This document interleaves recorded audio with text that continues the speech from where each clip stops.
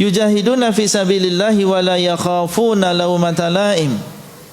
Di antara sifat mereka, mereka tidak takut celaan orang yang mencela.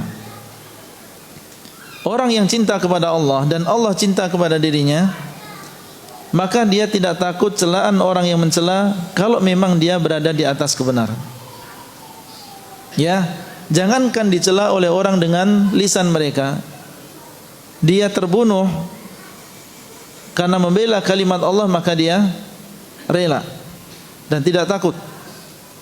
Ya, kalau hanya sekedar dicela, ya diumpat atau diremehkan karena dia ya melakukan atau menghidupkan sunnah, maka ini sesuatu yang ringan bagi mereka. Jangankan dicela, ya mereka dibunuh karena mereka berpegang teguh dengan tauhid, berpegang teguh dengan sunnah, maka ini adalah ya sesuatu yang biasa bagi mereka, dan ini adalah konsekuensi dari keimanan mereka kepada Allah dan juga Rasulnya. Maka sikap seorang wali di antara wali-wali Allah, mereka tidak takut terhadap celaan orang yang mencela, tetapi mereka bersabar. Dan bukan berarti di sini seseorang berdakwah sembarangan. Yang namanya dakwah seperti jihad, dia juga memiliki apa? Aturan. Ya, dakwah harus didasarkan ilmu. Ya, kemudian dakwah harus di asalnya adalah lemah lembut kepada sesama. Innar rifqa la yakunu fi syai'in illa zanah. Ya, kelemah lembutan tidak ada dalam sesuatu kecuali dia akan menghiasinya. Allah SWT menyuruh Nabi Musa dan juga Nabi Harun untuk berlemah lembut kepada Fir'aun. Faqula lahu qawlan layyinan. Hendaklah engkau mengucapkan kepada Fir'aun, kalian berdua mengucapkan kepada Fir'aun ucapan yang baik, yang lembut. Karena diharapkan dengan kelemah lembutan kita di dalam berdakwah, hikmahnya kita di dalam berdakwah, maka manusia akan mudah masuk ke dalam agama ini, mudah bagi mereka untuk mengikuti sunnah Rasulullah sallallahu alaihi wasallam. Harus didasarkan ilmu dan juga harus disertai dengan kelemah lembutan. Demikian pula orang harus bertahap. Ya, harus mengikuti bagaimana dahulu Rasulullah sallallahu alaihi wasallam berdakwah. Diprioritaskan tentang masalah tauhid, masalah akidah. Baru setelah itu diajarkan tentang masalah salat. Ya, kemudian masalah zakat dan seterusnya.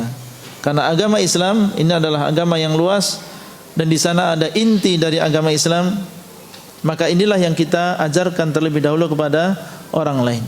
Termasuk ketika kita mengajari kepada keluarga, mengajarkan kepada anak, ya mendakwai manusia di masjid atau mendakwai manusia di masyarakat kita, maka yang pertama kali kita dahulukan adalah masalah tauhid, masalah akidah. Jadi dakwah ada ilmunya. Ya, bukan berarti tidak takut celaan orang yang mencela kemudian sembarangan. Termasuk di antara ilmu dalam berdakwah yang namanya amar ma'ruf nahi munkar, ini ada tingkatan-tingkatannya.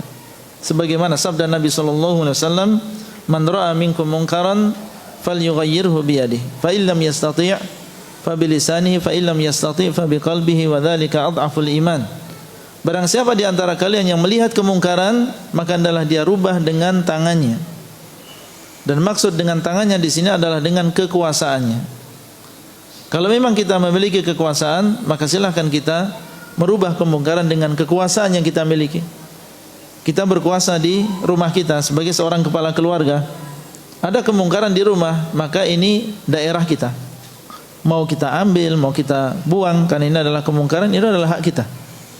Ya, karena ini ada di dalam kekuasaan kita. Barang siapa yang melihat kemungkaran, hendaklah dia mengubah dengan tangannya. Kalau tidak mampu, maka dengan lisannya. Berarti seseorang apabila tidak memiliki kekuasaan, ya, maka dia jangan merubah kemungkaran dengan kekuasaan, karena dia tidak memiliki. Yang bisa dia lakukan adalah dengan lisan. Ya, kalau memang dia berilmu, dia sampaikan dengan lisan. Dia tidak bisa merubah dengan tangannya, dengan kekuasaannya, maka dia nasihati dengan lisannya. Mungkin dengan nasihat ini akan sampai kepada dia dan dia merubah sendiri.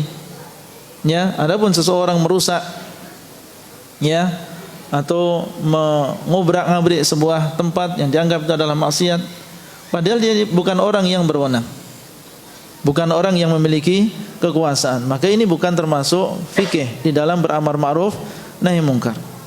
Ya, yang bisa dia lakukan kalau dia memang tidak memiliki kekuasaan adalah mengingatkan saja, mendatangi, kemudian kita sampaikan dengan lisan. Ya. Kemudian kalau tidak mampu dengan lisan maka dengan hatinya. Fa illam yastati' fa biqalbihi, kalau dia tidak mampu maka dengan hatinya. Wa dzalika adhaful iman, mengingkari dengan hati maksudnya adalah membencinya.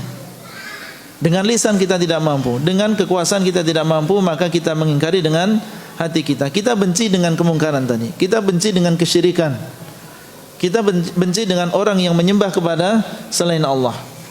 Harus ada di dalam hati kita perasaan benci tadi. Kalau tidak ada perasaan benci, maka tidak ada setelahnya keimanan. Ya, makanya beliau mengatakan wa dzalika adhaful iman, kebencian yang ada dalam hati yang tidak disertai dengan merubah kemungkaran dengan kekuasaan dan juga lisan, ini adalah tingkatan iman yang terakhir. Maka harus ada kebencian di dalam hati kita, dan kebencian ini bisa bertambah, bisa berkurang. Ya, bisa lemah, bisa menguat. Maka ini adalah termasuk fikih di dalam beramar ma'ruf nahi munkar.